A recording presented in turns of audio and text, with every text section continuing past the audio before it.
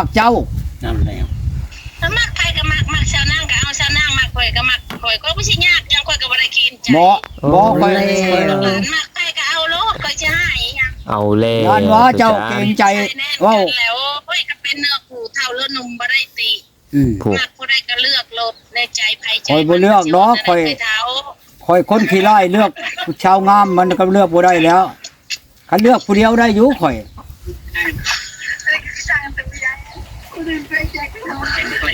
อวบอึมช่ำตูจานเพราะแห้งเนาะเจ้าแล้วยันแต่เจ้าแล้วมือแต่คนมาจีบแล้วก็เปลี่ยนใจแนวนั้นแนวนี้บ่ตรงใจว่าอะไรเห็นผู้สาวจำน้อยแล้วบ่ลืมผู้เฒ่าตายแล้วข่อยนะเช่นกันแม่นรถก็ได้เห็นบ่คันเจ้าจะพูดขึ้นเมืองน้องปะแล้วก็ฮะก็ได้ยินข่าวว่าขึ้นเมืองน้องเอาก็ขึ้นกับอันมอน้อมมาแล้วเบาแลเบาพรไปนำกันนั่นของข่อยไปเบิ่งคนเจ็บคนโชว์ไม่ได้จับผู้สาวน้อยมาอันภาคแม่บ่นี่ได้ชาวนางก็อยู่ข่อยดมหมดแก้มบ่ผู้ชังจะจับมาผากดมหมดแก้มอโลเขาได้บ่คือเฮาได้เจ้านั่นข่อยสิดมแก้มได้บ่ข่อยไปนี่ได้บ่เจ้าบอกเลยบอกให้ถืออื่นบ่ว่าแต่ดมแก้มฮะให้ลมเฮาแนวอื่นบ่ได้ว่าแต่แก้มแม่บ่ตูจานสิลมยังแนวอื่นนะอ้าวดมแก้มดมคอดมมือเนาะลมมือนอกจากกันลมแก้มนะก็ได้ลมแก้มก็ดมเพิ่นบ่ได้หายคะแนนบ่ชูให้ข่อยนั่นจักหน่อยเพิ่นโอ้เจ้ามาแต่ใช้คนบ้านใดจักหน่อยบ่จริงใจแล้วมาเว้ากับข่อยละห้ามเว้าเด็ดขาดข่อยบ่มักนะผู้ชายหรอกเงินตูจานพักแน่บ่ดวงครับมาเด้มือจับเห็นบ่เด้มือจับเด้มือขอจับมือกันว่าอีบ่คอยสิถืออัน12ราชีไปเบิ่งลายมือเจ้าอีกมื้อนั้นเจ้าสิเอาคนบ้านใดเมืองใดถามโลดอันชุมไปน้ำข่อยนั่นเพิ่นยังบ่เคยเจอผู้บ่าวกุดแขบ่อันนี้แหละผู้บ่าวกุดแขนั่นยังเสียงได้เมื่อนี้เราได้ผ่านทางหน้าจอเห็นโตจริงเสียงจริงเนาะผู้บ่าวมือชองเลยนี่น่ะมือชามก็อย่ามานะถ้าเอาไปแต่หน้าตอนมันยังคงบ่ได้เอาแล้วตูจานเอาไปแต่น้ำตอนมันยังโอ้ยสิได้มันค่ำเด็กถ้ามันบ่ค่ำสิไปแต่มื้อนี้พุ่นล่ะว้าคือว่าคักแท้คำก็อีคำมีหยังก็สิจองตะเวนไว้มาโลดแล้วตูจานผู้ชมความเว้าเด้อนี่เด้อมันไปแล้วมื้อใดข่อยสิไปข่อยสิโทรบอกว่าน้อมมันยังบ่เห็นตัวจริงเสียงจริงยายสิว่าไว้จะบ่ส่งความว่าสาวท่าใช่อีกเห็นก็มาเห็นหน้าก็จะมาเว้าบ่เรื่องนั้นมันบ่ได้อ้าวคักแน่เด้อคักแน่เด้อให้เป็นความจริงเด้อกันไปแล้วเปลี่ยนเป็นทางใหม่บ่ได้เลยเด้อผ้ากวมดินอยู่ไดเจ้าลีกบ่เจ้าหมุนผ้าออกบ่ได้มันกวมเมียนอยู่เดี๋ยวนี้น่ะเขาสิบอกเจ้าคักน่ะผ้ากวมดินนี่มันหมุนออกบ่ได้ไดจำกันกับผ้าชุ่มถึกป่าอันแหละป่าถึกชุ่มมันแหละเขาสิบอกเจ้าน่ะบ่ให้เปลี่ยนความเว้าเด้อบ่เคยเปลี่ยนคันเว้าแล้วเว้าจบเจือได้จบเจือหั่นแหละไผสิไปตัวกันบ่ตัวน่ะต่างประเทศเขาบ่ให้เขาบ่ดาหัวน่ะย่านแต่ผู้บางคนนั่นแหละสิไปตัวเขาน่ะถูกแล้วตุกอนสิตัวบ่แนวนี้น่ะเอาเด้ว้าวเลยปิ่นหลังมาใช้หัวไปทางอื่นเนาะอันคนตัวนี่ว่าจังซี่แล้วคันคนตัวแล้วบ่คันเว้าแล้วปิ่นว้าวอยู่ค่อยบ่เคยตัวคักแน่บ่ไปชะบานอยู่วันเคยตัวให้ใช้ลมมาตกโซนุ่มสู่บ้านยางแล้วพี่ก่อนเอ๋ยบ่เคยตัวให้ตามสู่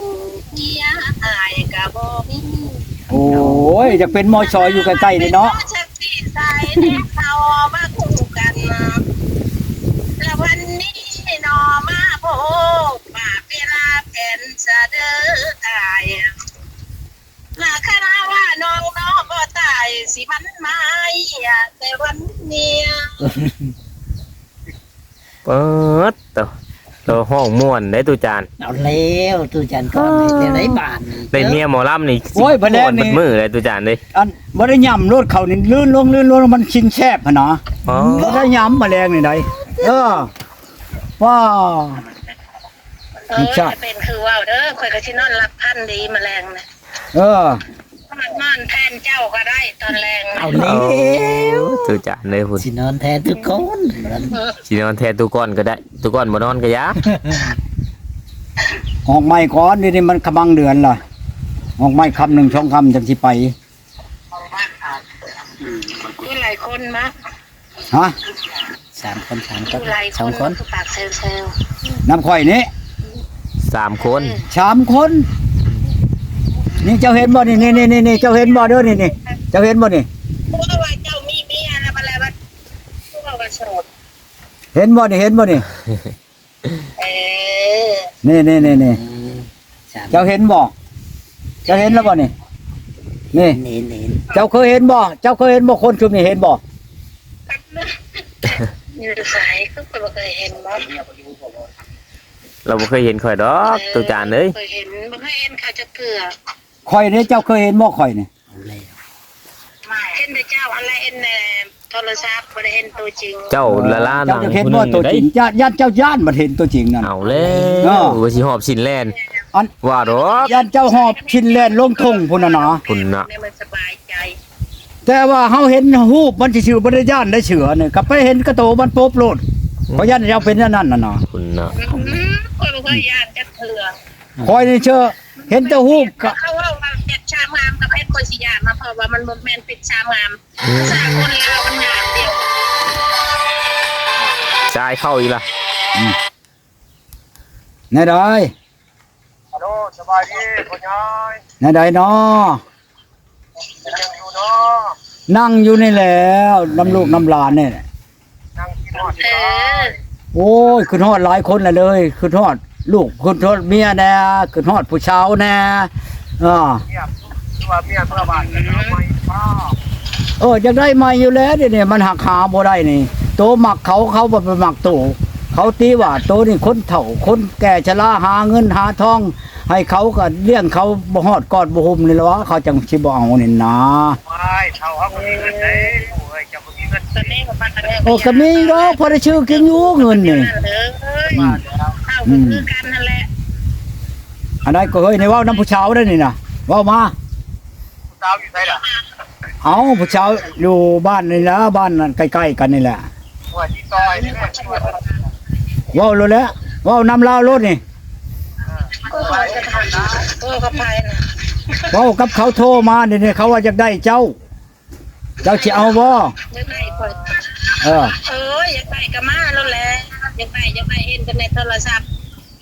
มักผู้เบาบันไก่ฟัดเพิ่นผักไข่ไปน้ำกาเพิ่นว่า แทนไก่ตาบัดว่ามันสิกอดกันได้นะ เอา โอ้ แล้ว เล่ ฟังเด้อเจ้าฟังเด้อฟังเอาเด้อ เว้ยเอาไปหาจันก่อนเอาจันก่อนเอาให้เด้อ ร้านขายด้วยจ้ะ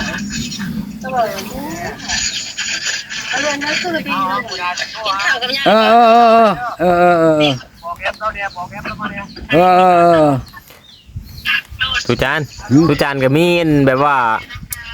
คำพญาอยู่บ่เว่าตอบผู้สาวนะ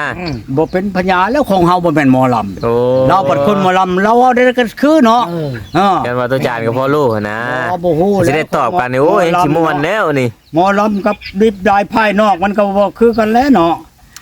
คือกันกับจานกับมันคนนั้นธรรมชาตินี่บ่คือจานได้จานเขาฮู้เบิดแหละ แม่ มันยัง หมอลำพังน้อยหนึงเพิ่นก็ร้องเพลงออกมาได้เด้ เออ มันแต่งมา อันนี้นั่นเราร้องเพลงก็ได้คันได้กับเรานี่บ่ก็สิมีเงินมีทองอยู่ได โอ้ เป็นมาลำ ตัว คนปากเจ้าเราไปลองได้ ผ่าน นั่น ให้ปากไปเป็นมาล เจ้าชื่อล่อเชื้อเขาทำเด้อขอยสิบอกเจ้าเด้อคันว่าล่อก็ล่อลงทุ่งพุ่นเด้อ เอาเล่ คันล่อ แป ก็ น ทำมันออกบ่ได้ไปบ่เป็นคันเจ้าว่าอหลีเป็นชินเป็นธรรมคันได้กับเจ้าขอยสิพาเจ้าไปชบานอยู่พุ่นธาตุพูนพุ่นจังสิเป็นชินธรรมกับข่อยเจ้าว่าแบบนี้นะ เอาเลย ำชบานในถาดพลเพื่อปัญญากว่าชบานในถาดพลชบานในใจโลดเนี่ยมันสบาย บ่เอาดอกชบานในใจมันบ่ ใส่เป็นตะปวนเนี่ย กัชบานชบานในใจมันบ่เป็นชินธรรมกับปัจจบานบ่มีศักดิ์สิทธิ์ผู้นั้นมันจักเป็นชินธรรมเด้อเมื่อเอาไม้คำหนึงเด้อขอยสิไปหาเจ้าเด้อโอ้ยบ่ได้ไปดอกคำหนึง คำหนึ่งนี่คนจะมาหา ได้มื้ออื่นมื้อวันชินคอยอยู่เฮือนมื้อ คอยก็อยู่เฮือนเบิดมื้อคือกันแล้วมื้อนี่ มื้ออื่นวันชิน มื้อวันฉินคอยแฮงบ่ได้ไปไสมื้อนี่ไปว่าลูกหลานมาเป่ามาชงคันมักเบงนี่นะ ไอ้ก็มาซื้อกาแฟช่อยนะเด้อ มื้อ อุดหนุนกันเนี่ย มื้อไปพุ่นแล้วจังสิชื่อซอยคอยบ่ได้ชื่อแต่กาแฟได้ชื่อ ค่อยก็คือกันนั่นแหละ คนบ่ชื่อบ่ตุจาน ไปใช้ลูกหลานมาเป่าน้ำเข้ามา เจ้าก็เป็นหมอเนาะ เออ โอ้หมอมาครบหมอนี่บ่อยากไปหาเงินใช้แล้วบ่ขายกาแฟนี่ โอ้ ขายความปากความเว้าเฮาก็ได้ขายลม เออ ค่อยเฉพาะมือนี่ก็ได้ เห็นบ่ เดี๋ยว มือนี่ก็ได้400,000 ก็ได้มือนี่ เออหลายๆก็มาแบ่งกันใช้แน่ ผู้หนึง ทางนี้บ่ได้ ผู้หนึง1,000 กีบได้อันใด400,000อันใดบ่แม่นว่าขี้คุยกับเจ้าได้1,000 กีบคันมาเบิ่งจนบ่มีบ่อนตั้ง มาหนึ่งหันเบอร์1,000 กีบ เอาผู้หนึง1,000 กีบได้ฮอด400,000 อืม ชิ้นหนึง เออ ชิ้นดับชิ้นเพ่งนี่ค่อยได้แท้ที่นาลูกหลานมาเป่าแล้วเขาก็ใส่ขันไหน1,000 กีบผู้หนึงนั่นครับ มีอยู่บ่หมออันหักไม้หันสิคอหักไม้ได้บาดนี้ได้สิบูชาหักไม้กิน หากไว้เป็นหยัง นี่อันน่ะนี่โรคหัวใจ กระโตข่อยนี่เลยผลใส่โลดหักไม้อยู่น้ำข่อยนี่ เอา หัก แล้ ไม้หัวโลก ว หัวใจนั่นคันพ้นใช่ เออ คันพ้นใช่อัน เป็นหัวใจ ใช่พ้นใช่ไม่ห้างไม่หมายจนกินจนชะอื่น เออ กินบ่ทันฮอดท้องช่ำเช่าแล้ว หัวใจนั่น เออมาฟังความเมาคือสิเป็นหมอนวดบาดเป็นยาแก้ปวดปัญญามานวดยองง่าย เอ้ยตุจาน พี่ช้างบัดเอาไปเอามาหลุดสิได้เมียหมอลำบ่ ม่วนแท้ตุจานม่วนในเพิ่นห้องครับ เอ้าม่วนนั่นแหละ เออ โอ้ยคันได้เจ้าเขา ทำไมมาผู้มอหัวใจน้องเป็นโรคหัวใจ พี่บ่ได้แน่นอน เบ้ยตุจาน ยามนอนบาดถึงบีบถึงนวดบาดเป็นยาแก้ปวดก็พอหายทันที เอาเลย โอ้ยได้เมียวันนี้บ่ได้ชื่อวิทยุดอก หมดเลย อ๋ออยากพังยามใดมิดบ่อนบิดน่ะบิดหูบ่หรือบิดขา สามีน้องก็ยังดีใจบาดเจ้าห้องเศร้าให้กำลังใจคืออาย โอ้ย อันเชียงปากเจ้าในกันไข่กระเช้าเนาะ อย่าดีอย่าดี ช้ำยาแก้ไข่เพิ่นนั้นกันว่าไข่ก็ดี อันนี้แหล้วเพิ่นว่าไข่แล้วเฮือข้างฮืออันเมียไปดมแก้มโดนโอ้ยเช้าแล้วว่ะอันนี้คือกันแหละ ก็ยังว่าอยู่กันผู้ชายอันเป็นโรคหัวใจเขาก็สิปัวให้ มื้อใดเด้จังสิได้เจอกับเจ้าเนาะ ตรวจเขาก็สินวดให้เขาสิเป็นหมอ สินวด สิ ให้ เป็นหมอนวดแต่บ่ได้เรียนใจดอก หมอนวดบ่หรือหมอเป่าเจ้านั่น หมอนวด โอ้ ทั้งนวดทั้งเป่า ปวดแต่ผู้ชาย เอา โอ้ เลย แต่ผู้ชายมันยิงผัวบ่ได้อีกเออ ตาย หักไม้ค่อยกับพ้นใจแต่มันยิงได้ เอาเลย มันยิงคือเจ้านี่โอ้ยพ้นใช้เบดมือ มาแล้วแหละ ยันแต่เจ้าบ่อยากให้ค่อยพ้นเอาไม้ให้ มันก็บ่ได้ชามทางไม่มาแต่ทางใดมันสิยากครับมาแต่เมืองไทยมันก็ยากมาแต่เมืองลาวมันก็ยากมาเอาบ้านคนแก่ในรถมันสบายใจ เอา น่ะตุจาน ด้าน คักแน่บ่เจ้าชื่อเว้าชื่อๆเด้อบัดค่อยไปฮอดแล้วเจ้าไปทางใหม่เลยเห็นบ่ค่อยได้ไปแล้วได้เชกองไปฮอดแล้วแล่นขึ้นผู้พุ่นเท่านั้นอยู่อุบนมารถเสียเงินจักเท่าใดหมื่น ลี่ เมารถไปอีกอะอันหลายเป็น10,000 บาทเราเมาไปแต่สวรรค์พี่ โหน ไปฮอดนั่นเชฟของไปฮอดแล้วแล่นขึ้นภูพุ่นอันนี้คือกันเลย ลี่ เจ้า เนาะ แล่นลงทงพุ่น เคยพบบ่เคยแลนบ่เคยพบบ่เคยแลนมารถเมาแล้วมาเมารถมาเอาค่อยมาเอื้อนเจ้าคนมันสบายมาโลด เอาแล้วตุจานท่าตุจาน ท่าแล้วเอา อย่าตุจานบอกว่า ครับแน่บ่ยันบ่ชมความเว้าหั่นนะบัดไปแล้วความเว้านั้นว่าเว้าได้อยู่หากหัวใจบ่ไปนำหั่น เจ้าระวังนะบัดข่อยไปนั่นได เออค่อยบ่เคยว่าใจบ่ไปนำ มือหน้าต้องพาตุจานไปจีบพาตุจานไปหาแบบนี้ เจ้าน่ะมันคนผ่านพอแห้งแหละ เอาแล้ว คนผ่านแหละค่อยนี่บ่เอาได้ค่อยไปหาเมียอยากได้คนเฮ็ดเมียปุ๊บฮอดเมืองน้องเชปูนทั่วเบิดถามรถบ่อันนั้นหั่นน้อมมัน หาเลือกแล้วอะ เอาแล้ว มันบ่แม่นเลือก ไปถูกใจแล้วมาเอาไป100ปีมันก็บ่ได้นะ เอาแล้ว แม่นความเรา ค่อยก็ยังได้อยู่ กันว่าจิ้มขมุกขอบใจหลายๆเอามือใหม่จะ เอ บอก บ่เป็นหยังบ่เป็นหยัง อืม โชคดี โชคดีโชคดี คนยืนเมื่อหน้าพวกกันใหม่ เออ ไปตัก ไปหาฮอดเพื่อนได้ตุจานเมียหมอล เอาแล้วตูจันตอนเห็นในบาท ำมายามเชื่อถึงที่ โอ้ยผู้ชาวมันก็เว้าในนั้นแหละเว้าอย่าเฮาเว้าจริงจังเข้าไปแล้วก็จักมันสิเว้าในไหนแล้วเว่าคนบ่ทันได้เคยเห็นหน้าเห็นตากันเนาะ เออ เรื่องเว้านี่หวานปานนั้นมากล้วยพุ่นแหละ เอา หวานน้ำอ้อยพุ่นแหละ แล้ว คืนว่าปากหวานคือน้ำอ้อยใจชมดำมังนาวก็มีได้เรื่องคนนี่ได้ เจ้าลองไปลองเบิ้งประตู หักสิไป ลองเบิ้ง ไปลองเบิ่งมันสิเป็นจังได มันสิเป็นคือเขาเว้าบ่ มันสิเป็นคือเขาเว้าบ่หรือว่ามันสิเป็นจังไดก็ให้มันฮู้จัก แม่น จังซี่นะ เฮาไปแล้วเฮายังสิได้ฮู้ ไปจังสิฮู้ คันเว้าแต่โทรศัพท์ในไผก็เว้าได้อยู่กัน เอาแล้วธรรมดาแล้วเว้าคุณ ไปฮอดตัวจริงเขาสิเว้าคือเขาเว้าเอาหรือว่าในใดก็คอยเบิ้ง นั่นแหละจังว่าสิไปลองเบิ่ง มันก็บ่ไกลปานใดเด้ โยกก็บ่ไกลดอกไปก็ 50,000นี่ก็ฮอดอยู่ดอกเลยกลับไปกลับมาได้อยู่ ปู้อีนี่ฉบับบ่เฮ็ดกวนแท้บ่นี่ เอาแล้ว มึงดูนี่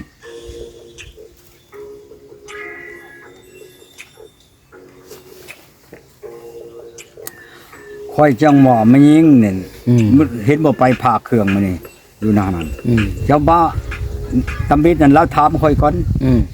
เราก็ไปเอาเครื่องอันเขาพากมาให้เราค่อยนี่ไปพาเครื่องมาให้เมียและเรานั่นแม่กับลูกแล้วกับหลานผู้หนึงลูกเราน่ะอุ้มลูกมันลูกเจ้าอยู่บ้านใดค่อยว่าค่อยอยู่บ้านพญานางแล้วเลยถามค่อยอีกว่าเจ้าอยู่บ้านไหนเราอ่ะค่อยอยู่กุดแคเจ้าไปหยังเราอ่ะโอ้ยค่อยพากมาพากันเครื่องมาให้เมียค่อยเอาเมียเจ้าไปใช้เราอ่ะเมียค่อยเมื่อแหละบ่มาว่าในก็บ่มา